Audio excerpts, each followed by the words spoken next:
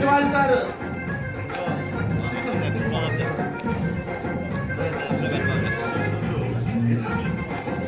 Ready start. ఓకేనా? మీ అందరూ big clap తో మళ్ళీ వాళ్ళ యొక్క వివాహ మహోత్సవాన్ని మనం ఇక్కడ సెలబ్రేట్ చేద్దాం. మాజీ సాక్షిగా బిగ్ క్లాప్.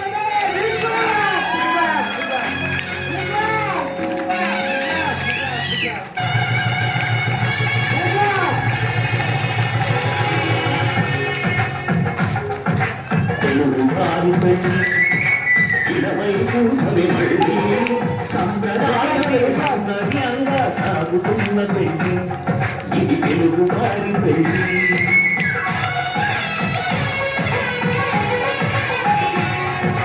తెలుగు వారి పెళ్లి ఇలవైకుంఠమి పెళ్లి సంప్రదాయమే సౌందర్యంగా సాగుతున్న పెళ్లి ఇది తెలుగు వారి పెళ్లి.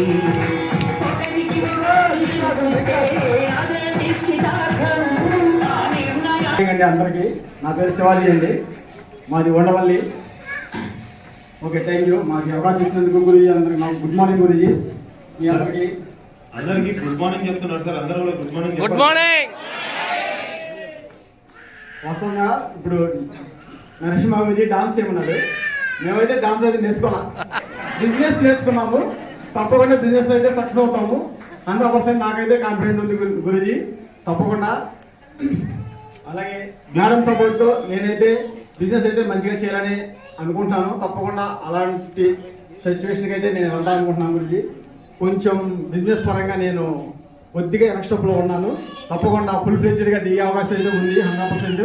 నెక్స్ట్ మీటింగ్కి ర్యాంక్ అచీవ్మెంట్ అయితే కంపల్సరీ చేసుకుంటాను గురించి. మీ ఆధ్వర్యంలో మీ గైడ్లైన్స్లో చిన్నమా గురించి, స్వామిదాస్ గురించి, తర్వాత నరేష్ మా గురించి గైడ్లైన్స్లో కంపల్సరీగా నేను దుర్గా మేడంతో అచీవ్మెంట్ అయ్యి నెక్స్ట్ మంచి ర్యాంక్ పొజిషన్కి అయితే వెళ్తామని అయితే మీకు కమిట్మెంట్ ఇస్తున్నా గురించి. తప్పకుండా చేస్తాం గురించి. థ్యాంక్ యూ వెరీ మచ్ గురించి.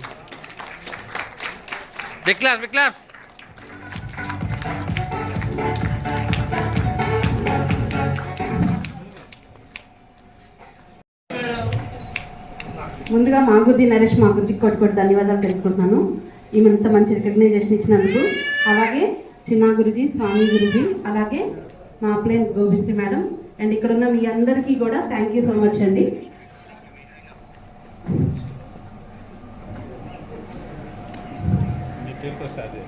కొద్దిగా stage fear before safe shop ఉండేది.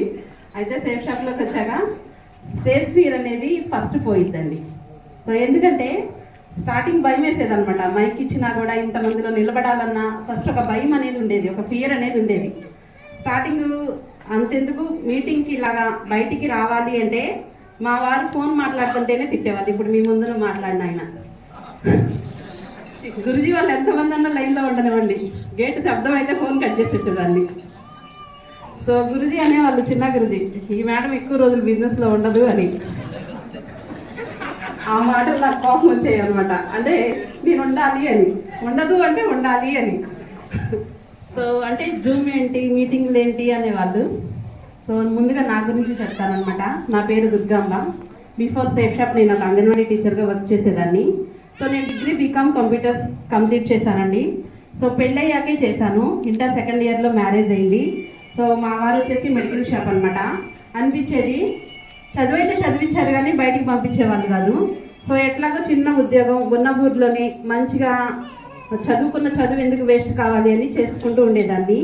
సో ఆ టైంలో నాకు గోపిశ్రీ మేడం ద్వారా ఈ అవకాశం వచ్చిందనమాట. మేడం కోసం బిగ్ క్లాప్స్ అండి. అందరూ అనుకున్నట్టుగానే నేను కూడా అనుకున్నాను, నాకు ఏదో ఒక అవకాశం వస్తే బాగుండు, ఇంతకన్నా బెటర్ ఆప్షన్ వస్తే బాగుండు అని. సో బిజినెస్ అనేది మైండ్ సెట్ అనేది మనలో ఇన్నర్గా ఎక్కడో చోట ఉండే ఉంటుంది అనమాట. సో చదువుకునే టైంలో నేను కూడా మంచిగా ఏదో ఒకటి సాధించాలి అలాంటి ఆలోచనలతో ఉండేదాన్ని. సో ఆఫ్టర్ మ్యారేజ్ తర్వాత ఒక 15 years జాబ్ చేశాక నాకు ఈ అవకాశం వచ్చినప్పుడు అస్సలు వదులుకోదలుచుకోలేదు. ఎందుకంటే మనకి ఏదైనా అవకాశం రావటమే చాలా గొప్ప.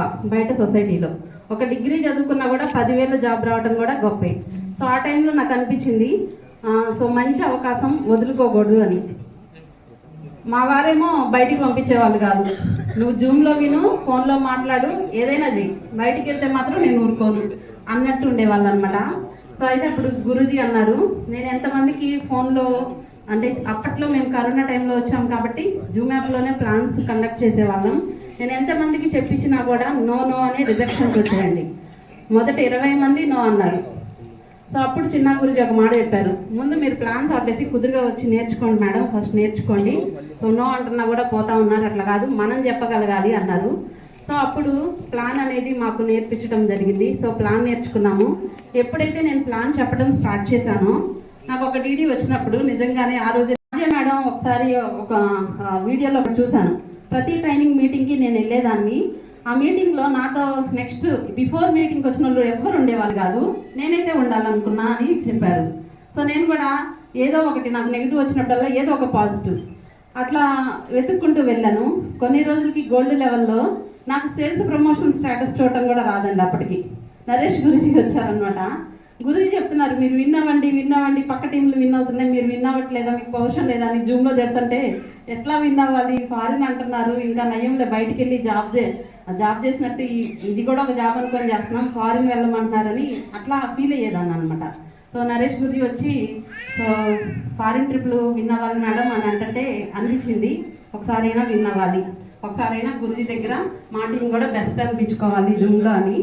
సో అట్లా స్టార్ట్ చేశాను. ఎట్లాగో విన్ అయిపోయామండి. గురూజీ వాళ్ళు విన్ చేయించేశారు. వర్క్ చేస్తాం కానీ మహాగురుజీ గైడ్ లైన్స్ లో అప్లైన్ కమ్యూనికేషన్ లో ఒక ప్రాసెస్ లో చేస్తే సక్సెస్ అయిపోతామని సో ప్రూవ్ అయిపోయింది అనమాట. సో నెక్స్ట్ అదే విధంగా టీంలో చేయాలి. టీంలో చేయాలంటే నాతో పాటు సీనియర్ లీడర్స్ ఉన్నారు. విన్నామండి అంటే వాళ్ళకి నచ్చట్లేదు, నాకు ఒకప్పుడు నచ్చలేదు కదా, అట్లానే వాళ్ళకి కూడా నచ్చట్లేదు. సో అట్లా ఎవరో ఫ్రెషర్లో వచ్చారు పార్వతి మేడం కమిట్మెంట్ తీసుకున్నారు, ఆవిడ కూడా విన్ అయిపోయారు. తర్వాత శివాజీ సార్ ద్వారా ఒక సార్ వచ్చారు, ఆ సార్ విన్ అయిపోయారు. సో అనుకుంటాం ఈ బిజినెస్ అప్పుడు అర్థమైంది అనమాట, మనం వీళ్ళు అవుతారు అన్న వాళ్ళు ఎవరో వస్తారు, వాళ్ళు అయిపోతారు, ఆటోమేటిక్గా పైన మన లెవెల్ అచీవ్మెంట్ అయిపోయింది అని. సో ఇట్లా చూస్తే చాలా ఎగ్జాంపుల్స్ ఉన్నాయండి. కానీ ఏదేమైనా మనం వర్క్ చేయాలి, నిలబడాలి అని అయితే నేర్చుకున్నాను. అయితే అనిపించింది అనమాట, ఒక్కొక్కసారి ప్రతి లెవెల్లో ఒక గండాలు ఉంటాయి అంటారు చిన్న గురుజీ. నాకు కూడా చాలా గండాలు అనుకోలేదు. సో కాస్త వెనక్కి స్టెప్ వేసినప్పుడు అనిపించింది, కొంతమంది ప్లానర్స్ని రెడీ చేసుకుందాం, మళ్ళీ ఒక టీంని రెడీ చేసుకుందామని. సో అట్లా కొత్త టీం రెడీ చేసుకొని మళ్ళీ కొత్తగా కాంటెస్ట్లు విన్ అవ్వాలి అని. ఇలా అందరికీ అన్ని టీముల్లోనూ మహాగురుజీలు చెప్పిన ప్రతిసారి సోమ్ గురుజీ చెప్తారు నాకు పెరల్లో 0 అయింది, చిన్న గురుజీకి నేను వచ్చినప్పుడు పెరల్లో 0 మేడం అంటారు. అట్లాగే నాకు కూడా ఒకనొక సందర్భంలో 0 అయిందనమాట. సో అగైన్ స్టార్ట్ చేసి మంచి టీంని బిల్డ్ చేస్తానండి. సో మంచిగా టీంలో ఎక్కువ మంది టార్గెట్ వినేటట్టు చేస్తాను. సో మనం అనుకుంటే అయిపోతాం, అలాగే ఇక్కడున్న వాళ్ళు కాదు, ప్రతి ఒక్క జాయిన్ అయిన పర్సన్లు వాళ్ళు అనుకుంటే అయిపోతారనమాట. సో కంపల్సరీ గురూజీ ఆధ్వర్యంలో నేను ర్యాంక్ 2 ఈ డిసెంబర్ ఎండింగ్ కల్లా కంప్లీట్ చేస్తాను.